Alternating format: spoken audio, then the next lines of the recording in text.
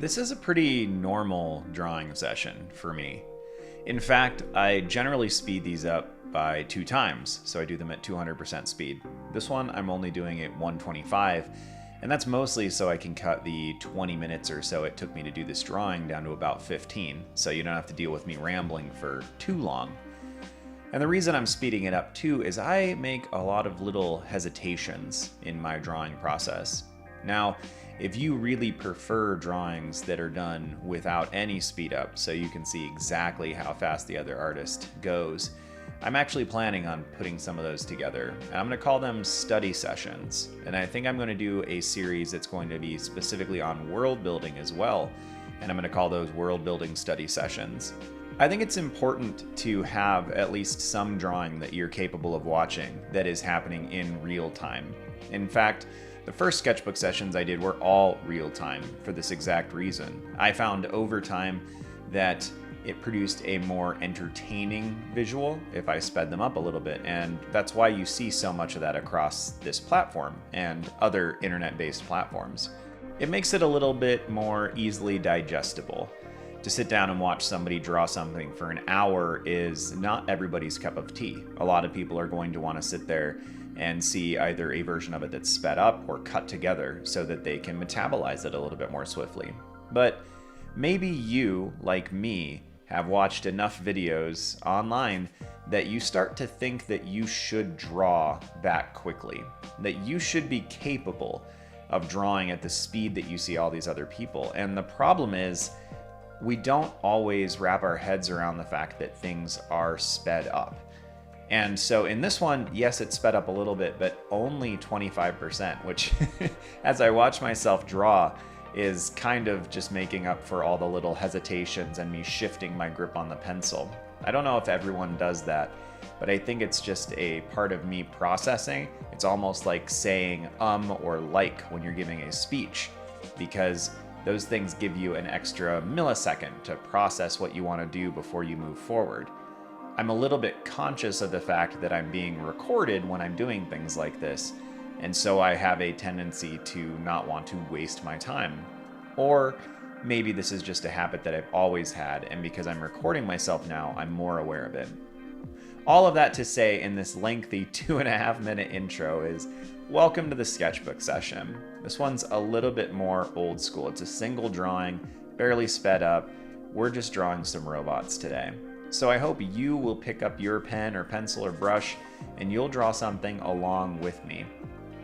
I was listening to another artist this morning while I was driving back from dropping my daughter off. She starts kindergarten tomorrow, and so I've got a lot pulsating around inside of my brain as I'm thinking about how the period of time with her sitting at home with us and spending a lot of time with her grandparents is coming to an end. So I thought about that, chewed on it, prayed about it a little bit, and then, did what a normal human being does. And I listened to some random YouTube video to kind of occupy my thoughts for a few minutes. And in that video by a channel called Sketchbook School, I can't remember the artist's name, but he's a lovely older man. He was talking about some of the awesome ways in which art has impacted his life. And I was chewing on that and thinking about it because this robot series, the sketchbook sessions that I've recorded over the course of the last year now and put together, I have changed, and I've felt some change in myself as a person because of my constant dedication to this. I think that perhaps if you have any inclination to make a YouTube channel, I would encourage you to do so as an artist for a couple reasons, and I'm going to kind of unpack those a little bit alongside this idea of the benefits that art has on your life in general. And I don't really have a script. I'm just going to kind of ramble. So you're going to get my authentic early morning pseudo Darth Vader coffeeless voice. I actually am sipping on my coffee, but if I wake up in the morning and haven't had anything to drink yet, I do sound a little bit like Darth Vader. So you're getting some of the lower tones from me this morning. I hope that's okay. But the YouTube thing, I think, is really beneficial for artists for a lot of reasons, especially right now. And the first one is it's simply a record of the stuff that you're working on. And that's really important. Sketchbooks do that in general, and I've talked about that a lot on this channel, that one of the biggest reasons to commit yourself to drawing every day or to having a sketchbook that you put time and effort into on a weekly basis is that it is a record of who you were, what you were thinking about, the thoughts that were coursing through your mind at a particular point in history. Our memories are not solid. They shift. And if you've spent any time watching any manner of TV shows or even just documentaries on crime and juries and how people remember things, you'll know that several people can be exposed to the same thing and remember them really, really differently. But the thing is, you can have a memory about what a time period in your life was like. And if you go back to a sketchbook or a journal, because they kind of function similarly, you'll have a different insight than your memory necessarily recalls. When I pick up a sketchbook from high school or my early years in college, I am confronted with the fact that the memories that I have of that version of me are a little bit discordant from the drawings and the things that I see inside my journals and my sketchbooks. Now, what am I to do with this? Well, to understand that the me that's looking back on those moments, on those memories, is a slightly different person and so has a slightly different interpretation. But that younger version of me is solidified on those pages.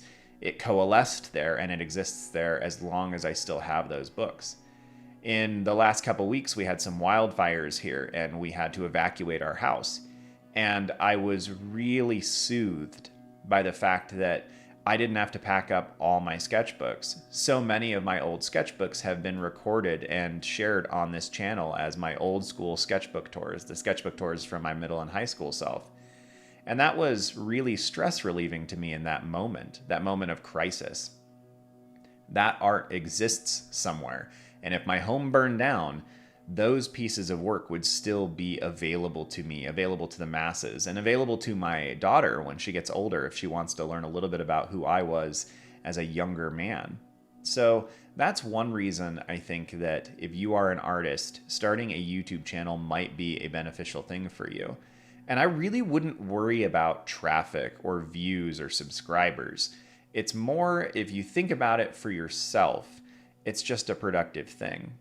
Also, if you're trying to get jobs, if you're trying to learn how to talk about your art, if you want to teach at any level, the recording process, the scripting process, the dealing with the sound of your own voice, the sorting out of your own thoughts is a really good thing, especially if you have some anxiety about public speaking, some anxiety about sharing things.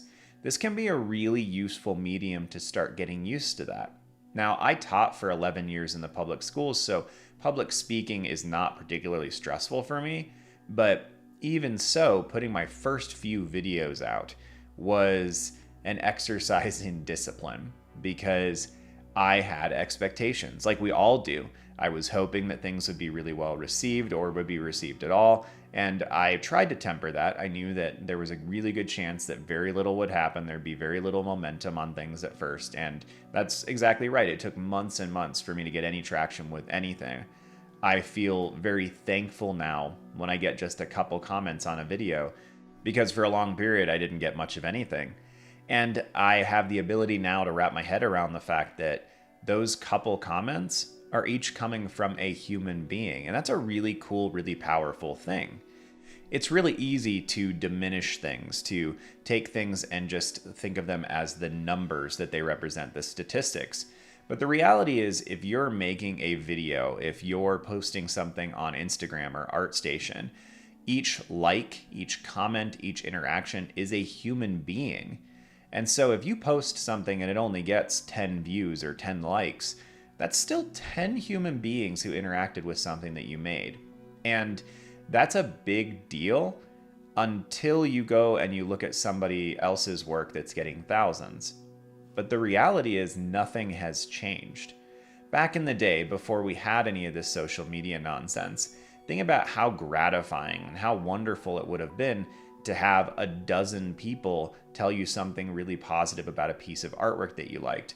That would have been a big deal. Imagine in middle or high school finishing a drawing and 12 people over the course of that day come up to you and tell you something that they like about it.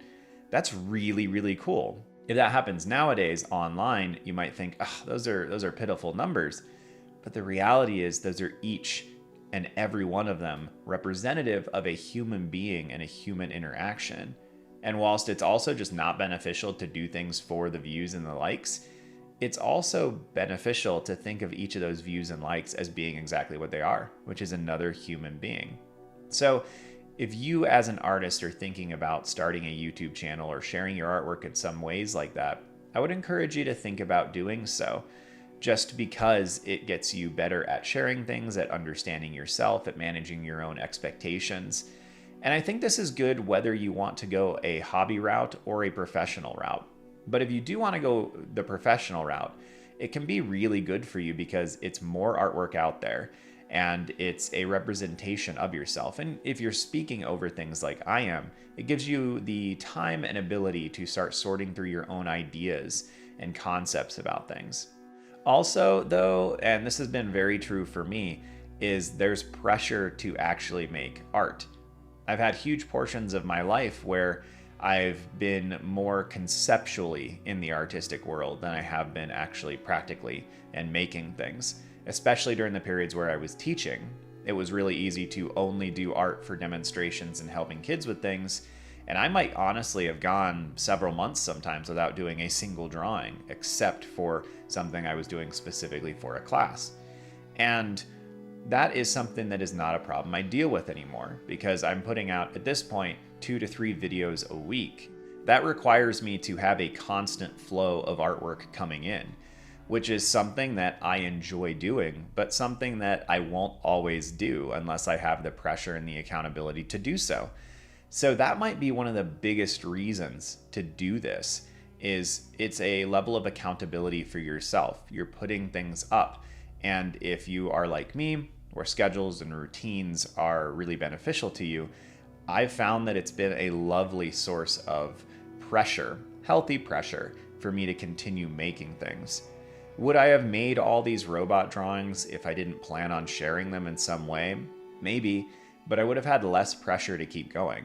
In addition, the Discord community that we have attached to this channel has been really helpful too, because each time I finish something, I'm able to share it, and sometimes I get a couple comments, sometimes I get some feedback or some advice, sometimes I just get a couple thumbs up and some emojis. But I know that those are each, again, representative of real human beings who are seeing that thing and going, oh, cool, like so-and-so did something today. And I love seeing what the other people are working on, especially because there's some artists in the server who are much better than me, or they're better at different things than me. And that is encouraging as well, encouraging for me to see like, oh, cool, like I can learn some things from this person. And that's a lovely thing about that art community. I suppose the last thing that I'll touch on today with this session is simply that it's helpful to other people if they can see how other artists work.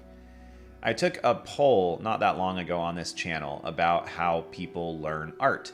And, you know, the results were across the board, as you would imagine, but a significant percentage of people learn like I do. They benefit tremendously from watching another artist actually do the thing. There are a lot of people who learn well from books, who learn well from demonstrations or instruction. I'm one of those guys who really learns well from watching another artist from start to finish work through something. And that's part of the reason, again, that I have a tendency not to cut these sessions too much, and I try to leave a lot of the preparatory stage intact, because if you are watching this trying to learn how I draw, how somebody who maybe is just a little bit more experienced than you put something together, it's really helpful if you can see those transitions. Like, what is the difference between my sketch and my final product? How am I putting these things together? What am I choosing to shade in? Where am I choosing to put hatching?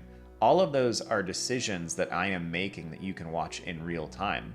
And when I want to know how to do something, not that long ago I needed to know how to draw clouds with pen and ink. Well, I went and looked up a couple other artists that I think are really good and that I look up to, and was watching how they did it. And there's always this break point that I can see happen where it's like, okay, now it just went from a bunch of random shapes, now it's a cloud. And that is really encouraging to me, and I look for those things. And that is something that your videos, your content could be for someone else. So I would just encourage you, if you've ever thought about doing it, maybe give it a try. It's really not that much extra work, and you don't have to upload on any kind of schedule except for what you decide. Well, as always, thanks for listening today. Thank you to patron Who, What, Where, When for your continued support, and to my other patrons as well. There's a link to my Patreon and the Discord server below. Have a good one, y'all. See you soon.